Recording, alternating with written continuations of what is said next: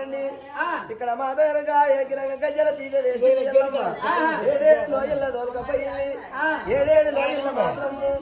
గజ్జల పీట వేసింది అక్కడ మా దగ్గర అప్పుడు ఏం చేసింది అన్న భోజనాలు పెట్టింది రామునికి కొడుకా రాముడా అన్న భోజనం తిన్నాక నీకు కన్న తండ్రి చాలా చెప్తా నేను తప్పకుండా చెప్తా రాముడా సరే మంచిదమ్మా చెప్తే అని చెప్పి చెప్పలేదు వేకిరంగా చెప్పి చెప్పలేదు వేకిరంగా